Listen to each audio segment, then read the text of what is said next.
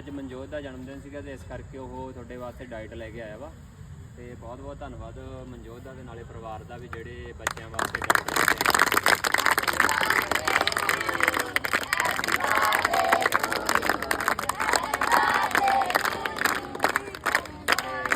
ਹੋਰ ਵੀ ਕਿਸੇ ਦਾ ਜਨਮ ਦਿਨ ਹੁੰਦਾ ਵਾ ਤੇ ਤੁਸੀਂ ਜ਼ਰੂਰ ਦੇਸਮਾ ਸਕੂਲ ਦੀ ਹਾਕੀ ਗਰਾਊਂਡ ਦੇ ਵਿੱਚ ਹਾਕੀ ਬੱਚਿਆਂ ਦਾ ਵੀ ਇੰਟਰਸਟ ਵੱਧਦਾ ਵਾ ਤੇ ਤੁਹਾਨੂੰ ਵੀ ਇੱਕ ਮਨ ਨੂੰ ਚੰਗਾ ਸਕੂਨ ਮਿਲਦਾ ਵਾ ਤੇ ਤੁਸੀਂ ਜ਼ਰੂਰ ਆ ਕੇ ਬੱਚਿਆਂ ਦੇ ਵਿੱਚ ਆਪਦਾ ਜਨਮ ਦਿਨ ਮਨਾਇਆ ਕਰੋ। ਤੇ ਬਾਕੀ ਸਤਿ ਸ਼੍ਰੀ ਅਕਾਲ ਤੇ ਚਲੋ ਤੇ ਬਾਕੀ ਕਰੋ ਤੇ ਹਾਕੀਆਂ ਵਾਲੇ ਬੱਚਿਆਂ ਨੂੰ ਵੱਧ ਤੋਂ ਵੱਧ ਸਪੋਰਟ ਕਰਿਆ ਕਰੋ। ਤੇ ਜੇ ਕਿਸੇ ਦਾ ਬੱਚਾ ਕੋਈ ਵੀ ਹਾਕੀ ਖੇਡਣ ਦਾ ਚਾਹਵਾਨ ਹੁੰਦਾ ਵਾ ਉਹ ਵੀ ਜ਼ਰੂਰ ਆਪਣੇ ਨਾਲ ਸੰਪਰਕ ਕਰ ਸਕਦੇ। ਆਪਣੀ ਸ਼ਾਮ ਨੂੰ 4 ਵਜੇ ਤੋਂ ਲੈ ਕੇ 7 ਵਜੇ ਤੱਕ ਛੋਟੇ ਬੱਚਿਆਂ ਤੇ ਵੈਸੇ ਆਪਣੀ 8:30 ਵਜੇ ਤੱਕ ਗਰਾਊਂਡ ਓਪਨ ਹੁੰਦੀ ਆ। ਕੋਈ ਵੀ ਸੀਨੀਅਰ ਜਾਂ ਜੂਨੀਅਰ ਹਾਕੀ ਪਲੇਅਰ ਹਾਕੀ ਖੇਡਣ ਦਾ ਚਾਹਵਾਨ ਹੋਵੇ ਤਾਂ ਜ਼ਰੂਰ ਆਪਣੇ ਨਾਲ ਸੰਪਰਕ ਕਰ ਸਕਦਾ।